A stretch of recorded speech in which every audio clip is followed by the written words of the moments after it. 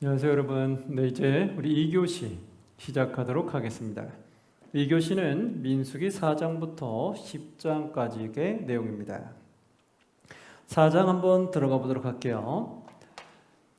이제 레위인에 대해서 레위인은 왜 구별됐는지 나왔죠. 그리고 4장은 레위인의 역할이 나와요. 자, 그러면 레위인은 어떻게 해서 구별된 거라고요? 이스라엘 백성들의 첫 열매였다라는 거 알게 되겠죠. 첫 열매의 의미를 담고 있는 것이 레위 지파인들이다. 레위 지파인들은 첫 열매의 의미로서 이제 하나님의 일에 올인하게 됩니다. 그래서 4장에 보면 레위인들의 사역에 대해서 어떻게 분담하고 있는지를 조금 더 자세히 말해주고 있는데요. 한번 볼게요. 2절 말씀해 보시면 여호와께서 모세에게 아론에게 말씀하는데 뭐라고 하냐면 레위 자손 중에서 고핫 자손들은 그들의 종족과 조상의 가문에 따라 집계할지니 곧 30세 이상으로 50세까지 회막의 일을 하기 위하여 그 역사에 참가할 만한 모든 자를 계수하라. 고핫 자손의 일할 사람을 몇 세부터 몇 세까지 계수하라고요? 네, 30세 이상부터 50세까지. 30세 이상부터 50세까지를 구별하는 것을 알 수 있어요. 30세에서 50세. 예, 이들의 회막에서 일하게끔 하라. 자, 그러면 그들을 일하게 하는데 어떻게 하냐면 5절에 한번 보시면 진영이 전진할 때에 아론과 그의 아들들이 들어가서 칸 막는 휘장을 걷어 증거계를 덮고 그 위를 해달의 가죽으로 덮고 그 위에 순청색 보자기를 덮은 후에 그 채를 쓰고 아론과 그의 아들들이 진영이 전진할 때 어떡하냐? 그 포장하기 시작한다는 거예요. 그래서 보시면 15절에 진영이 떠날 때에 아론과 그의 아들들이 성소와 성소의 모든 기구 덮는 일을 마치거든, 포장이 다 마치거든 어떻게 되느냐? 고핫 자손들이 와서 맬 것이니라. 고핫 자손이 와서 이제 성물을 다 포장을 하면 그걸 어깨다 매라는 거예요. 그런데 어떡하냐? 그러나 성물은 어떡하라? 만지지 말라. 성물은 고핫 자손들이 만질 수가 없었어요. 만약에 만지면 어떻게 되냐? 그들이 죽으리라. 회막 물건 중에서 이것들은 고핫 자손이 맬 것이며. 예. 여기서 이제 알 수 있겠지만 레위 지파 중에 고핫 자손들의 역할은 뭐냐면 하나님의 성물을 옮기는 역할이었어요. 그런데 성물을 옮기는데 성물을 포장하고 만지는 건 누구만 할 수 있냐면 아론과 그의 아들들, 제사장들만 할 수 있었다는 거예요. 그리고 레위인들은 그 성물을 만질 수가 없었어요. 그래서 고핫 자손들은 옆에 있다가 다 포장이 끝나면 그래서 어깨에 메고 이동하는 역할을 했어요. 그래서 성물을 이동하는 역할을 했다. 그게 바로 고핫 자손의 역할이었고요. 21절, 22절에 보니까 게르손 자손도 그 조상의 가문과 종족에 따라 계수하되 30세 이상으로 50세까지 회막에서 복무하고 봉사의 모든 자를 계수하라. 회막에서 일할 자를 봉사하게 되죠. 그들이 하는 일은 뭐였냐? 25절 보니까 게르손 족속의 할 일과 맬 것은 이러하니 곧 그들이 성막의 휘장들과 회막과 그 덮개와 그 위에 해달의 가죽 덮개와 휘막 휘장문을 매며. 이들이 옮기는 것은 덮개구나. 그 휘막, 성막의 휘막들과 그 덮개들 있죠. 그 덮개들을 옮기는 역할을 했다라는 거예요. 그리고 보면 이제 무라리 자손이 나와요. 29절 보니까 무라리 자손도 그 조상의 가문과 종족에 따라 계수하되 30절에 30세부터 50세까지 계수하라고 나오죠.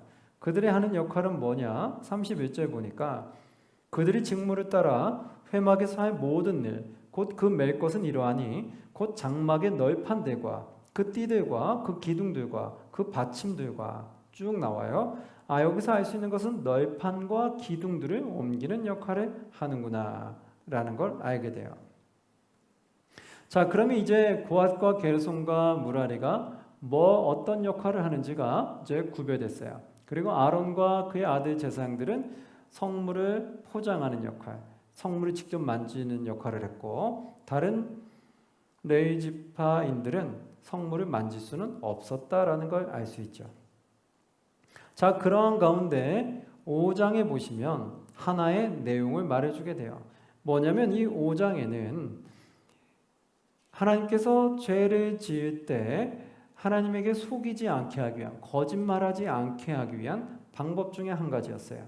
그게 어떤 게 나오냐면 한번 보시면 22절 13절 한번 볼게요. 5장 12절 13절 이스라엘 자손에게 말하여 그들에게 이르라 만일 어떤 사람의 아내가 탈선하여 남편에게 시니를 저버렸고 한 남자가 그 여자와 동침하였으나 그의 남편의 눈에 숨겨 드러나지 아니하였고 그 여자의 더러워진 일에 증인도 없고 그가 잡히지도 아니하였어도. 여기서 보면 한 아내가 탈선을 했어요.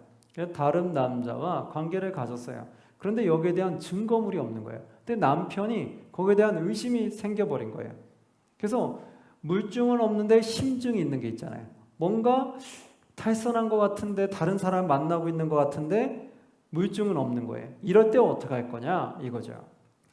그랬을 때 어떻게 할 거냐 15절에 보니까 그의 아내를 데리고 제사장에게로 가서 그를 위하여 보리가루 10분의 1 에바로 헌물로 드리되 그것에는 기름도 붓지 말고 유향도 붓지 말라. 원래 이 가루의 10분의 1은 곡식의 10분의 1은 소재잖아요. 그때는 기름과 유향을 원래 넣죠. 소재 때는. 근데 이때는 죄를 찾는 거기 때문에 기름과 유향을 넣지 않습니다. 그걸 아시면 되겠고요. 또 하나 기억할 수 있는 건 뭘까요? 기름과 유향을 넣지 않을 때가 있어요. 어떨 때일까요? 정말 가난한 자, 극빈자들이 하나님께 예물을 올려드릴 때는 가루를 올려드리는데 기름과 유향을 넣지 말라라고 되어 있어요. 그걸 아시면 되겠고요. 이렇게 드리는 것이 뭐냐? 의심의 소재라고 하는 거예요. 그리고 죄악을 기억나게 하는 기억의 소재다. 그래서 이것은 무엇을 하냐면 이걸로써 의심의 소재를 만들어서 한번 보시면 16, 17절에 이렇게 나와요. 제사장은 그 여인을 가까이 오게 하여 여호와 앞에 세우고 토기에 거룩한 물을 담고 성막 바닥에 티끌을 취하여 물에 넣고 여인을 여호와 앞에 세우고 그의 머리를 풀게 하고 기억나게 하는 소재물 곧 의심의 소재물을 그의 두 손에 두고 제사장은 저주가 되게 할 쓸물을 자기 손에 들고 여인에게 맹세하게 하여 그에게 이르기를 너가 내 남편을 두고 탈선하여 다른 남자와 동침하여 더럽힌 일이 없으면 저주가 되게 하는 이 쓴물의 해독을 면하리라. 그러나 너가 너의 남편을 두고 탈선하여 몸을 더럽혀서 내 남편이 아닌 다른 사람과 동침하였으면 제사장이 그 여인에게 저주를 맹세를 하게 하고 그 여인에게 말할지니라 여호와께서 내 넓적다리가 마르고 내 배가 부어서 내가 내 백성 중에 저주거리가 되리라. 이렇게 나오고 그 여자는 아멘 아멘 하고 네 저는 그렇게 따르겠습니다 라고 아멘을 하고 그것을 마시게 돼요. 그래서 물증은 없는데 심증만 있을 때 이랬을 때는 거기다 불러다가 제사장 앞에서 이것을 마시게 하는 거죠. 이 의심의 소재를 마시게 해서 이 여인이 정말 떳떳하다. 그러면 이 저주를 받지 않는 거예요. 근데 여인이 정말 떳떳하지 않다. 그런데 계속 속이고 거짓말을 하는 거였다. 그러면 어떻게 돼요? 하나님 앞에서는 죄를 질 수가 없죠. 하나님 앞에서는 거짓말할 수가 없잖아요. 그래서 어떻게 되는 거예요? 그 의심의 소재, 그 마신 그것이 그에게 저주가 돼서 하나님에게 저주를 받게 된다라는 거예요. 바로 그 말씀이 되는 거예요. 그래서 이걸 하게 되면은 어떻게 될까요? 함부로 거짓말할 수가 없죠. 사람 앞에 거짓말한다고 다 되는 게 아닌 거예요. 하나님 앞에 거짓말하면 안 된다는 거예요. 하나님 앞에 속이게 되면 결국 하나님으로부터 저주를 받는다는 거예요. 사람은 모를지언정 하나님은 아시기 때문에 바로 이러한 저주를 받게 된다는 거예요. 그것이 바로 이제 의심의 소재에 관한 내용이고요. 그 다음에 6장으로 넘어가면 나실인에 대한 이야기가 나와요. 1, 2절에 보시면 여호와께서 모세에게 말씀해 이르시되 이스라엘 자손에게 전하여 그들에게 이르라 남자나 여자가 특별한 서원 곧 나실인의 서원을 하고 자기 몸을 구별하여 여호와께 드리려고 하면 즉 이제 이스라엘 백성 중에 자신이 나실인으로 서원을 하는 거예요. 나는 나를 하나님께 나실인으로 드리겠습니다 라고 서원을 하면 그럼 어떻게 하느냐. 이 서원은 사람마다 좀 달랐어요. 나를 평생 하나님께 서원 드리겠습니다 라고 고백하는 사람도 있고 또는 나는 지금으로부터 한 5년 동안 하나님께 나시린으로 서원하겠습니다. 나는 한 10년간은 나시린으로 서원하겠습니다. 그렇게 자기가 그걸 정할 수 있었어요. 자기 인생 전부를 드릴 수도 있고 또 연수를 정해서 하나님께 그 기간을 정할 수도 있었어요. 그럼 그 나시린이라는 뜻은 뭐냐? 구별된 자라는 뜻인데 한번 보시면 하나님께 구별된 자가 되면 그럼 어떻게 하느냐? 3절에 보니까 이렇게 나와요. 포도주와 독주를 멀리하며 포도주로 된 초나 독주로 된 초를 마시지 말며. 즉 포도주와 독주를 멀리하라고 해요. 마시지 말라고 해요. 그 이유는 뭘까요? 하나님께 깨끗하게 구별하기 위해서. 그런데 이때 당시에는 이 포도주가 물 대신에 많이 먹었어요. 이 이스라엘 땅에서는 물이 많이 나오지 않기 때문에 물 대신에 이런 포도주와 이런 것들을 물 대용으로 많이 마셨던 거죠. 그리고 또한 그때 당시는 많은 약들이 있지 않았기 때문에 또 병에 걸렸을 때 약으로도 쓰임받기도 했었다고 해요. 그런데 그럴지라도 내가 하나님 앞에 구별된 자로 드리겠다고 하면 그때부터는 어떤 일이 일어나냐? 포도주와 독주를 입에 대면 안 되는 거예요. 심지어는 포도즙도 마시지 말라고 해요. 포도즙뿐만이 아니라 포도즙도 마시지 말고 또 생포도나 건포도도 먹지 말지니 자기 몸을 구별하는 모든 날 동안에는 포도나무 솟아는 씨나 껍질이라도 먹지 말라. 4절에 보면 그렇게 나오죠. 그러니까 이 포도즙에 관련된 포도주나 이런 모든 술은 다 끊으라는 거예요. 그게 하나님 앞에 구별된 자의 모습이라는 거예요. 이 포도주는 물 대신 먹었다고 해도 포도주를 많이 먹게 되면 어떤 일이 생길까요? 그러면 우리 안에 알코올이 들어가기 때문에 우리의 판단력을 흐리게 만들어요. 그래서 우리가 이성적으로 판단을 잘 못하게 되죠. 그래서 많은 사람들이 술에 취하게 되면 이성적으로 판단을 못하다 보니까 많은 사고를 치는 경우가 있어요. 그래서 많은 사람들이 술 먹고 놀다가 거기서 좋지 못한 여러 가지 불미스러운 일들을 많이 일어나게 되는 경우가 있죠. 그래서 바로 하나님께 구별된 자들은 그런 것들을 아예 끊으라는 거예요. 자, 그러면 그 뒤에 계속해서 나오면 어떻게 하냐면 만약에 이 나시린에 구별을 했다가 그 기간이 다 차면 그럼 어떻게 할까요? 기간이 다 차면 뒤에 보시면 13절에 이렇게 나와요. 나시린의 법은 이러하니라 자기의 몸을 구별한 날이 차면 그 사람을 회막문으로 데려갈 것이요 그런 여호와께 헌물을 드리되 무엇을 드려요? 번제물을 드린다. 번제물로 1년 된 흠없는 수량 한 마리를 드리고 속죄제물로 드린다. 1년 된 흠없는 어린 암양 한 마리와 또 화목제물을 드린다. 흠없는 수량 한 마리와. 그래서 번제물과 속죄제와 화목제를 드린다는 것을 기억하시면 돼요. 15절에 보니까 또 소제물로도 전제물을 드린다라는 것이 내용이 나와 있죠. 그래서 이 나시린이 다 끝나면 기간이 끝나면 하나님께 번제물, 속죄제물, 화목제물을 드리는구나 라는 걸 좀 기억하시면 될 것 같습니다. 자, 그렇게 되면서 이제 어떻게 되냐면 22절, 23절에 보니까 여호와께서 모세에게 말씀을 이르시는데 아론과 그의 아들들에게 말을 이르기를 너희는 이스라엘 자손을 위하여 이렇게 축복하라. 아론과 그의 아들들에게 이제 제사장들에게 축복의 권한까지 이제 주고 계세요. 그래서 너희는 이스라엘 백성들을 위해서 이렇게 축복하라고 아론과 그의 아들들에게 말해줍니다. 그 축복이 어떤 내용이었느냐 보면 24절에 이렇게 나오죠. 24절부터 26절에 보면 여호와는 내게 복을 주시고 너를 지키시기를 원하며 너에게 복을 주고 너를 지키시기를 원한다는데 누가 너에게 복을 주기 원한다고요? 여호와께서. 이거 우린 잘 기억해야 돼요. 우리한테 복 주시는 분은 누구라는 걸 기억하셔야 돼요. 여호와 하나님이다. 근데 우리는 우리가 복 받는 것이 내 능력으로 복 받는다고 생각하는 분들이 많아요. 아니면 내가 복을 받기 위해서 사람을 찾는다거나.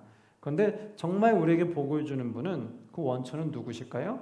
여호와 하나님이다. 그건 잘 기억하시기 바라요. 그래서 여기서도 보면 축복해 주는데 너의 스스로 복을 받는 것이 아니라 다른 사람이 너에게 복을 주는 것이 아니라 누가 복을 준다? 여호와께서 너에게 복을 주시고 너를 지키시기를 원한다. 그러면서 25절에는 여호와는 그의 얼굴을 너에게 비추사 은혜 베푸시기를 원한다. 은혜를 베푸는 분도 여호와다라고 얘기하죠. 26절에는 여호와는 그 얼굴을 내게로 향하여 드사 평강 주시기를 원하노라 할지니라 하라. 바로 평강도 여호와께서 주신다라는 걸 알게 돼요. 우리가 다 원하는 것들이잖아요. 그렇죠? 우리가 복을 받기 원하고, 또 우리가 보호하심을 받기를 원하고, 그리고 우리가 은혜 받기를 원하고 평강하기 원하잖아요. 우리가 정말 마음의 평강, 그리고 우리 삶의 일상생활에 이런 평안함이 온다면 그건 참 복인 거예요. 근데 일상생활에 자꾸 어려운 일이 자꾸 터져요. 그럼 어때요? 정말 힘들죠. 조금 괜찮은만 하면 또 일이 터지고, 조금 괜찮은만 하면 또 다른 일이 터지고, 그러니까 얼마나 힘들고 지칩니까? 그런데 우리에게 이런 평강과 은혜를 주는 분이 누구라고요? 여호와 하나님이다. 그래서 우리가 여호와 하나님을 붙잡아야 됩니다. 그럴 것을 축복해 주라고 말해요. 그래서 아론과 그의 아들 제사장은 이렇게 여호와로 인해서 복을 받을 수 있도록 축복해 주는 권한을 주시게 됐죠. 7장 말씀 한번 볼게요. 자, 이제 7장으로 넘어가면 어떤 내용이 나오냐면 이 족장들의 예물이 나와요. 이제 하나님의 영광 위해서, 하나님의 나라를 위해서 그들이 헌물을 드리게 되는데요. 그 족장들이 예물을 드린 걸 가지고 이제 고앗 게르손 무라리에게도 예물을 나눠주게 돼요. 한번 보시면 7장 2, 3절에 보시면 1, 2, 3절 같이 볼게요. 모세가 장막 세우기를 끝내고 그것에 기름을 발라 거룩히 구별하고 또 그 모든 기구와 제단과 그 모든 기물에 기름을 발라 거룩히 구별한 날에 이스라엘 지휘관들 곧 그들의 조상의 가문의 우두머리들이요 그 지파의 지휘관으로서 그 계수함을 받은 자의 감독된 자들이 헌물을 드렸으니 우두머리들이 헌물을 드렸어요. 근데 3절 보니까 그들이 여호와께 드린 헌물은 덮개 있는 수레 6대와 소 12마리이니 지휘관 2사람에게 수레가 하나씩이요 지휘관 1사람에게 소가 1마리씩이라. 그것들을 장막 앞에 드리게 됐어요.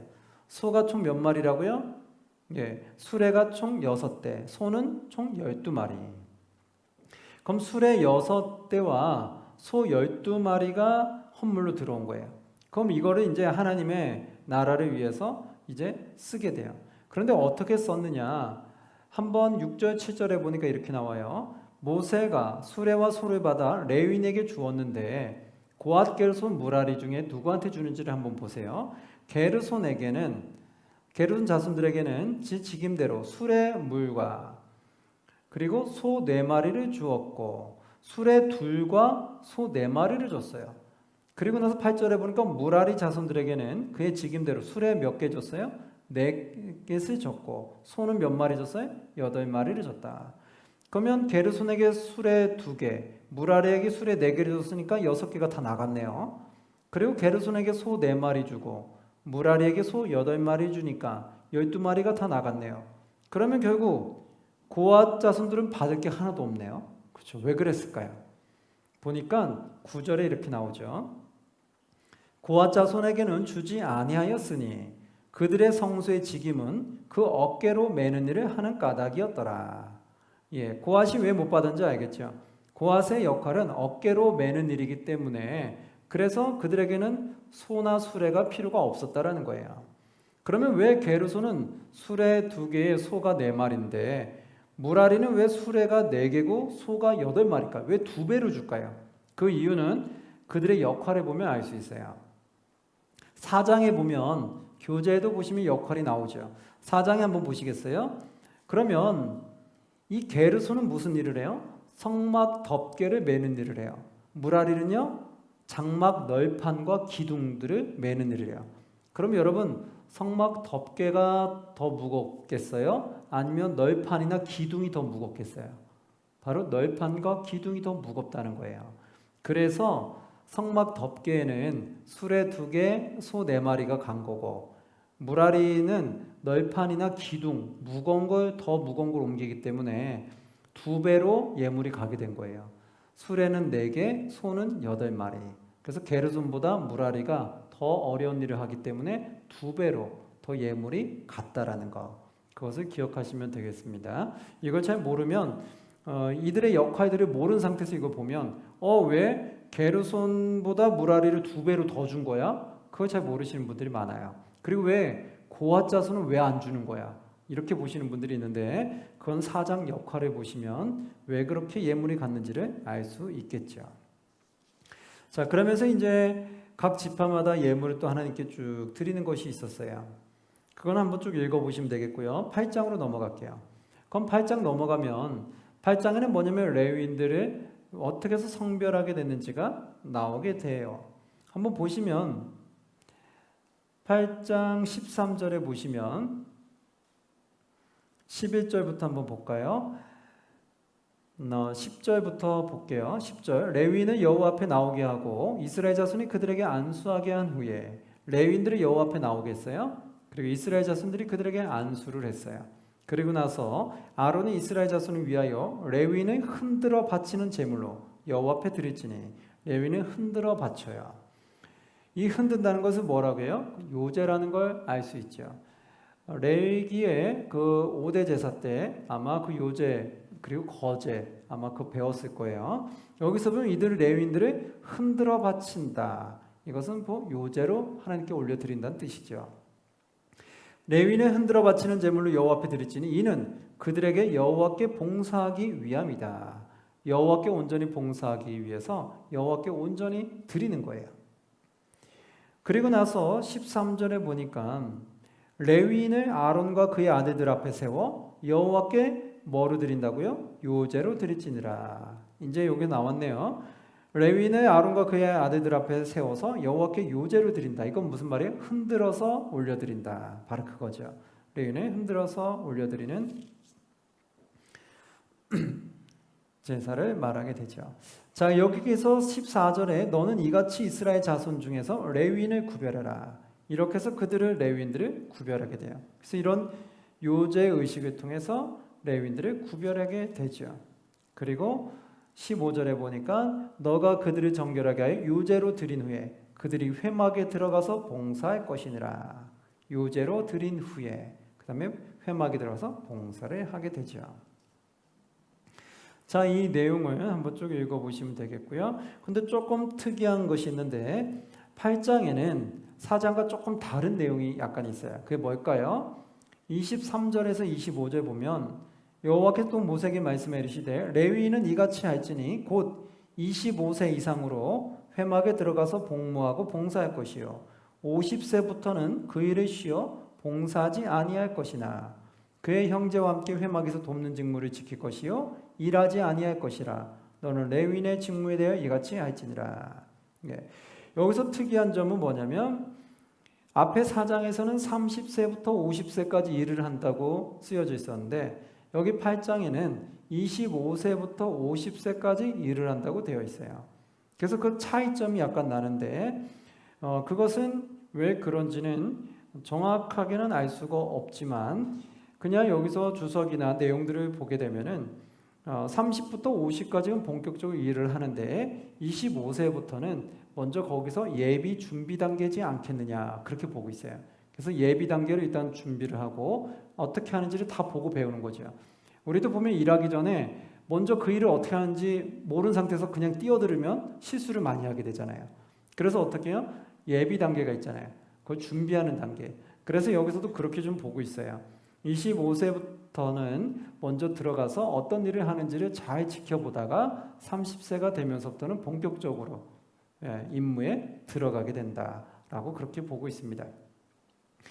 그리고 나서 50세가 넘게 되면 어떻게 돼요? 그래도 거기서 있게 돼요. 함께 머무르게 되는데 함께 머무는 동안 거기서 여러 가지 이렇게 의식주는 해결할 수 있어요. 그러나 어떤 거는 쉬게 한다. 그 직무에서는 쉬게끔 해준다라고 하죠. 우리가 봤을 때 여기서 무엇일까요? 바로 은퇴라는 걸 말할 수 있죠. 이제 이 레위 직무에서 50 넘으면 이제 은퇴를 하는 거예요. 은퇴하고 쉬면서 그러면서 의식주는 해결을 받게 되는 거죠. 자, 그러면서 이제 9장으로 넘어갈게요. 9장에는 이제 1, 2차 유월절과 구름기둥, 불기둥 내용들이 나오게 되는데요. 이 내용들이 무엇인지 한번 살펴보도록 할게요.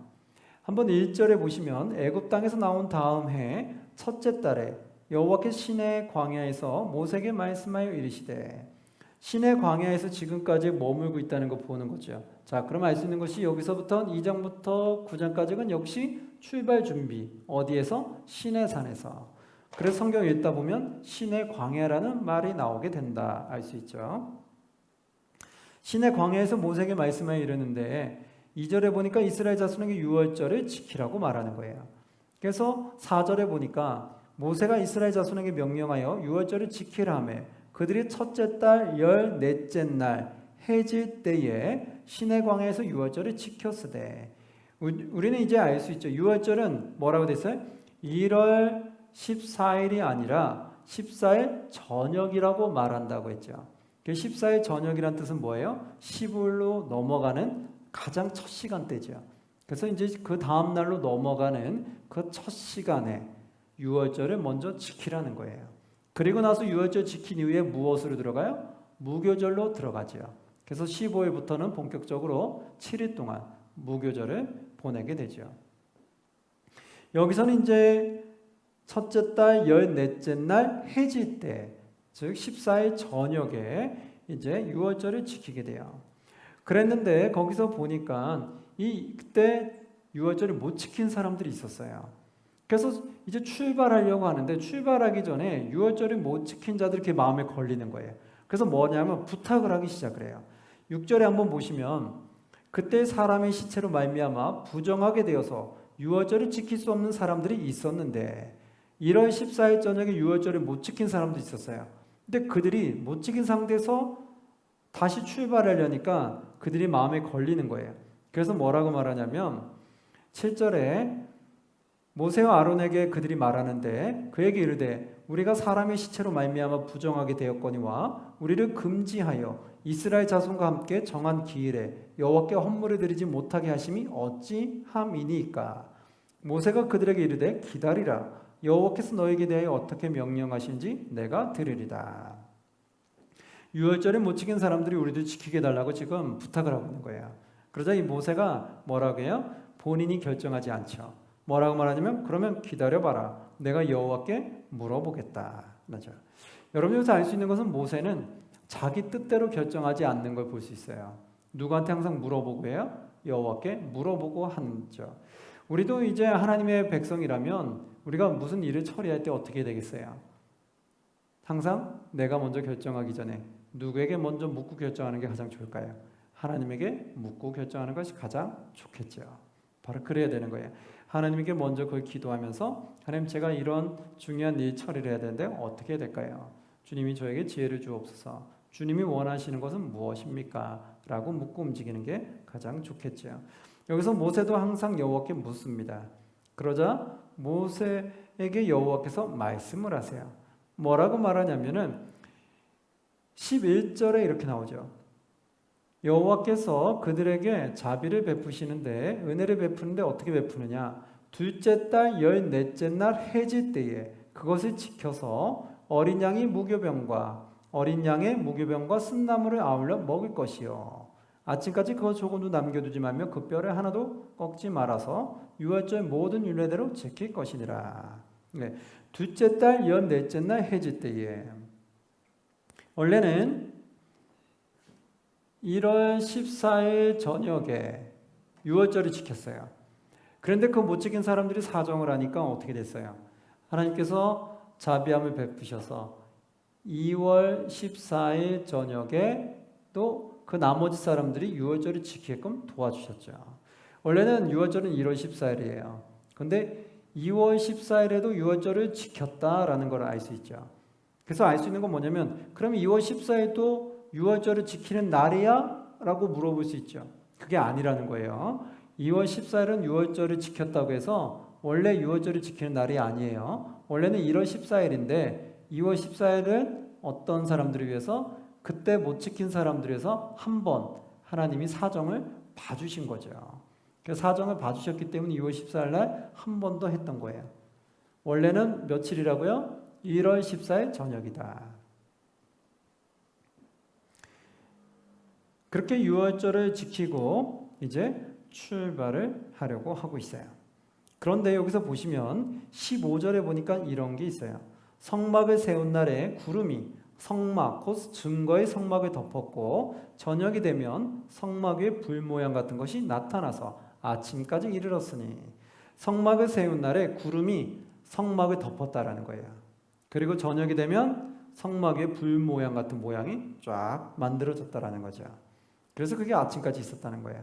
16절 보니까 항상 그러하여 낮에는 구름이 그것을 덮었고 밤이면 불 모양이 있었는데 구름이 성막에서 떠오르는 때에는 이스라엘 자손이 곧 행진하였고 구름이 머무르는 곳에 이스라엘이 자손이 진을 쳤으니 구름이 성막에서 떠나게 되면 이스라엘 백성들이 곧 행진을 하기 시작했다는 거예요.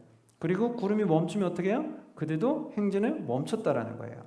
그건 뭐예요? 하나님이 이끄시는 대로 무조건 순종하겠다는 것을 말하고 있는 거예요. 그럼 계속해서 보시면 이런 일도 있어요. 18절에 이스라엘 자손이 여호와의 명령에 따라 행진하였고 여호와의 명령에 따라 진을 쳤으며 구름이 성막 위에 머무는 동안에는 그들이 진영에 머물렀고 19절 구름이 성막 위에 머무는 날이 오래 때는 구름이 만약에 성막에 떠나지 않고 오랫동안 있어요. 그럴 때는 어떡하냐? 이스라엘 자손이 여호와의 명령을 지켜 행진하지 아니하였으며 이스라엘 백성도 행진하지 않았다는 거예요. 그리고 20절 보니까 혹시 구름이 성막 위에 머무는 날이 적을 때는 많을 때도 있지만 적을 때도 있다는 거예요. 적을 때는 그들이 다만 여호와의 명령에 따라 진영에 머물고 여호와의 명령에 따라 행진하였으며 구름이 오랫동안 머물면 오랫동안 내가 행진하고 싶어도 참고 행진하지 않았다는 거예요. 하나님의 명령에 따랐다는 거죠. 그리고 이 구름이 적게 머물고 바로 출발해도 어떻게 해요? 나는 더 쉬고 싶지만 바로 출발하면 어떻게 해요? 바로 출발했다라는 거예요. 그래서 뭐 이렇게 하기 위해서는 어떻게 된 거예요? 내 생각을 다 비웠다는 거예요. 사랑하는 성도, 우리가 하나님의 영광을 드러낼 때 하나님의 일을 할 때는 어떻게 될까요? 내 생각을 비우는 것이 가장 순종하기 좋을 거라는 걸 믿으시기 바랍니다. 내 생각을 내려놓을 때 하나님 말씀에 가장 순종을 잘할 수가 있어요. 근데 내가 만약에 내 생각을 내려놓지 않으면 어떻게 할까요? 나는 지금 빨리 출발하고 싶은데 왜 구름이 자꾸 계속 있는 거야? 성막을 왜 덮고 있는 거야? 빨리 좀 일어났으면 좋겠다 말할 수 있죠. 그건 어떻게 해요? 내 생각이 앞서는 거죠. 그러면 하나님의 영광을 가리게 되는 거예요. 그래서 구름이 움직이지 않으면 내 성격이 급하더라도 어떻게 해요? 참아야 되는 거예요. 왜요? 그게 하나님 말씀에 순종하는 거기 때문에. 그리고 구름이 빨리 움직이면 어떻게 해요? 나는 좀 늦게 움직이고 싶은 사람도 있잖아요. 급한 성격도 있는 반면에 느긋한 성격을 갖고 있는 분도 있어요. 그럼 느긋한 성격을 갖고 있는 분은 좀 더 쉬고 싶은 거예요. 아, 왜 바로 출발하는 거야? 조금 더 좀 며칠간 더 쉬었다 가면 안 돼? 라고 말할 수 있죠. 그러나 어떻게 해요? 바로 움직이면 따라 움직이는 거예요. 즉 내가 성격이 급하던 느긋하던 내 생각대로 주장하고 따지는 것이 아니라 어떻게 해요? 하나님이 이끄시는 대로 그냥 무조건 따르는 거예요. 하나님이 빨리 인도하시면 빨리 가고 천천히 인도하면 천천히 가고 그렇게 하면 어떻게 돼요? 내 성격을 다 비워야 되는 거예요. 내 급한 성격, 내 느긋한 성격도 하나님 말씀 앞에는 다 내려놔야 되는 거예요. 그래서 내 성격을 다 비울 때, 내 생각을 다 내려놓을 때 그때만이 하나님 말씀에 100% 순종할 수 있다라는 걸 꼭 기억하시기 바랍니다. 그래서 우리가 하나님의 영광을 마음껏 드러내고 싶으면 어떻게 돼요? 내 생각을 내려놔라. 그리고 내 성격도 내려놔야 된다. 그게 오늘 말씀의 핵심이죠. 그래서 22절에 보니까 이렇게 나와요. 이 구름이 이틀 머물든지 한 달이든지 1년이든지 구름이 성막 위에 머물러 있을 동안에는 이스라엘 자손이 어떻게 했다? 진영에 머물고 행진하지 아니하였다가 이 구름이 이틀 동안 안 떠날 수도 있고 한 달 동안 안 떠날 수도 있고 1년 동안도 안 떠날 수 있다는 거예요. 그럼 우리가 봤을 때는 난 며칠인 줄 알았더니 1년 동안 안 움직이면 얼마나 답답하겠어요. 그런데 어떻게 했어요? 그들은 그대로 머물고 행진하지 아니했다라는 거예요. 여러분 이게 중요한 거죠. 내 성격 급하다고 해서 나 못 참겠다. 이제 몇 달 됐으니까 나는 출발하고 거야. 이러면 안 된다는 거예요. 1년이 되더라도 있어야 된다는 거예요. 하나님이 있으라면 있어야 되는 거예요. 진영에 머물고 행진하지 아니하다가 떠오르면 행진하였더니 곧 그들이 여호와의 명령에 따라 진을 치며 여호와의 명령에 따라 행진하고 또 모세를 통하여 이르신 여호와의 명령에 따라 여호와의 책임을 지켰더라. 그렇죠? 철저하게 이스라엘 백성이 따르는 걸 보게 돼요. 내 성격, 내 생각을 다 내려놓고 하나님이 머무르라 하면 계속 머무르는 거고, 출발하라 하면 출발하는 거고, 그 기간이 한 달이 됐던 1년이 돼도 하나님이 머무르게 하면 우리는 계속 머무르는 거예요. 우리의 앞날도 똑같습니다. 우리가 하나님 이끄시는 대로 순종하려면 내 성격, 내 생각을 비우셔야 돼요. 그래야지만이 하나님이 나를 인도하시는 대로, 이끄시는 대로 내가 잘 따라갈 수 있게 된다라는 거예요. 자, 그러면 10장을 마지막으로 한번 보도록 하겠습니다. 10장 한번 보시면 이제 이들이 이렇게 철저하게 준비가 되어 있어요. 이제 하나님의 명령에 따라 이동할 준비를 하게 됐고, 어떻게 진을 칠 거며, 또 어떻게 이동할 거며, 또 어떻게 순종할 건지를 다 배웠어요. 그리고 나서 이제 10장에 출발을 하려고 하게 됩니다. 이제 출발할 때 어떻게 하냐면 이제 나팔을 통해서 그들이 출발할 거예요. 왜냐하면 그들의 숫자가 너무나 많았어요. 남자 장정만 60만 명이 넘었는데 그 나머지 숫자까지는 100만 명이 넘잖아요. 그럼 100만 명이 넘는 숫자가 얼마나 긴 줄을 쫙 띄고 있겠어요. 그럼 그 멀리 있는 사람들마저 듣게 하려면 나팔을 불어야 되는 거예요. 사람이 소리를 질러서는 한계가 있는 거예요. 그래서 10장 1, 2절에 보시면 은나팔 2개를 준비하라고 말해요. 여호와께서 모세에게 말씀해 이르시되 은나팔 2를 만들되 두들겨 만들어서 그것으로 회중을 소집하여 진영을 출발하게 할 것이다. 그것을 통해서 진영을 출발하게 한다는 거예요. 3절에 보시면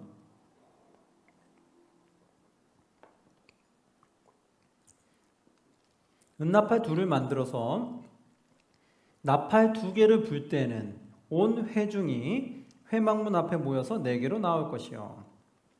나팔 2개를 불면은 온 회중이 모이란 뜻이에요. 그 4절에 보니까 나팔 하나만 불 때는 이스라엘 천부장된 지휘관들이 모여서 4개로 나올 것이며 천부장들, 지휘관들이 모세 앞에 모이게 되는 거예요. 5절에 보니까 너희가 그것을 크게 불 때는, 나팔을 크게 불 때는 동쪽 진영들이 행진할 것이며, 이제 동쪽 진영들부터 행진하기 시작을 해요. 6절에 보니까 두 번째로 크게 불 때는 어디가 행진할까요? 남쪽 진영들이 행진할 것이라.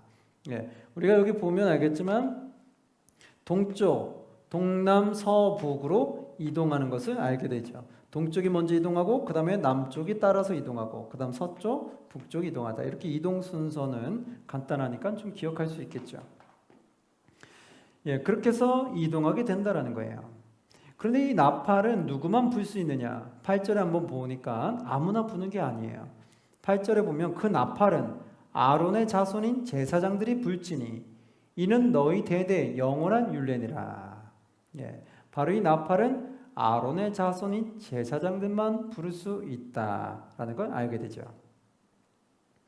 자, 그 다음에 이제 보시면 11절, 12절 둘째 달 수문날에 구름이 증거의 성막에서 떠오르매, 드디어 구름이 증거의 성막에서 떠올랐어요.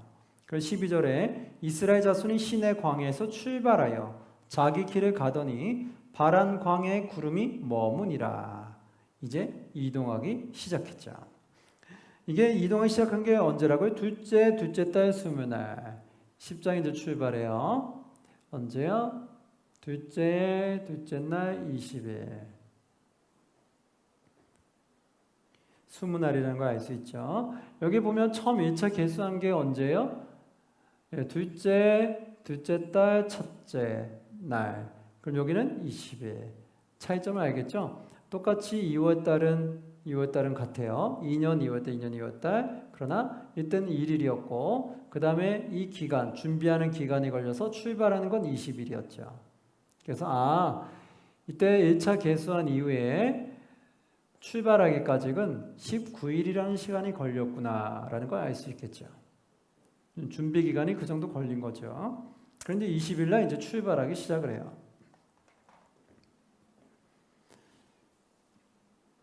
자, 그러면서 14절 보면 선두로 유다 자손의 진영의 군기에 속한 자들이 출발한다. 유다 자손이 먼저 출발하기 시작하죠. 동쪽부터 출발하는 걸 알 수 있어요. 그러면서 이제 출발하는데 이때 이제 보시면 알겠지만 여기 시내산 출발해서 이 광야 도는 여기가 거의 미디안 쪽이 있잖아요. 그러니까 이쪽 지경을 가장 잘하고 있는 사람은 누굴까요? 미디안 사람들이 잘하겠죠. 그래서 한 명의 미디안 사람을 데려갑니다. 그게 누굴까요? 오늘 말씀해 보면 29절에 보면 나와요. 10장 29절부터 32절에 보시면 29절에 모세가 모세의 장인 미디안 사람 르우엘의 아들 호밥에게 이르러, 모세가 모세의 장인 아들을 지금 부르게 되는 거예요. 장인 이드로 또는 르우엘이라고 하는데 그 장인의 아들 호밥이 있었어요. 장인에게 아들이 있었는데 그 호밥에게 이르되 뭐라고 말하냐면, 여호와께서 주마하신 곳으로 우리가 행진하니 우리와 동행하자. 그 장인의 아들 호밥에게 우리와 동행하자고 지금 부탁을 하는 거예요. 왜 부탁을 할까요? 계속해서 볼게요. 우리와 동행하자. 그리하면 선대하리라. 또 선대하기 한다고까지 말해요. 여호와께서 이스라엘에게 복을 내리리라 하셨느니라. 우리가 당신에게 선대해 줄 테니까, 잘 대해 줄 테니까 우리는 같이 가자는 거예요. 왜 그럴까요? 30절에 나오죠. 30, 31절에 보면 호밥이 그에게 이르되 나는 가지 아니하고 내 고향 내 친족에게로 가리라. 호밥은 그때 거절을 했어요. 선대한다고 했는데도 거절하는 거예요. 나는 가지 않을 거야. 왜? 나는 지금 내 고향 내 친족이 있는 곳이 더 좋아. 내가 왜 이 편안한 곳을 두고 내가 왜 광야로 나가야 되는데, 내가 왜 고생길로 가야 되는데, 나 가기 싫어 라고 말하는 거죠. 그러자 31절 모세가 부른 이유가 나오게 되죠. 모세가 이르되 청하건대 우리를 떠나지 마소서. 당신은 우리가 광야에서 어떻게 지칠지를 아나니 우리의 눈이 되리이다. 네, 이게 바로 핵심이었어요. 그 호밥을 데려가려고 했던 이유는 우리가 광야에서 어떻게 지칠지를 당신은 훤히 안다는 거예요. 즉 이 광야의 길을 거의 깨고 있다는 거예요. 그래서 어디에 가서 진을 치고 어디로 이동하고 어느 경로로 가야 될지를 호밥은 다 꿰고 있다는 거예요. 왜? 이 지역 사람이니까. 그런데 우리는 모른다는 거예요. 이 지역 사람이 아니라서 어떻게 가야 될지 잘 모른다는 거예요. 그러니까 이 길을 잘 아는 당신이 우리 좀 인도해 달라고 지금 부탁하고 있는 거예요. 그래서 32절에 호밥이 가기 싫다고 하는 호밥을 설득하기 위해서 어떻게 해요? 32절 우리와 동행하면 여호와께서 우리에게 복을 내리시는 대로 우리도 당신에게 행하리이다. 예, 그렇죠? 하나님이 우리에게 복 주시는 대로 그만큼 당신에게도 많은 것을 드리겠다는 거예요. 그만큼 대우를 잘해주겠다는 거예요. 이 말은 뭘까요? 지금 스카우트 제의를 받는 거죠. 예, 지금 이 호밥한테 가치를 높게 사는 거예요.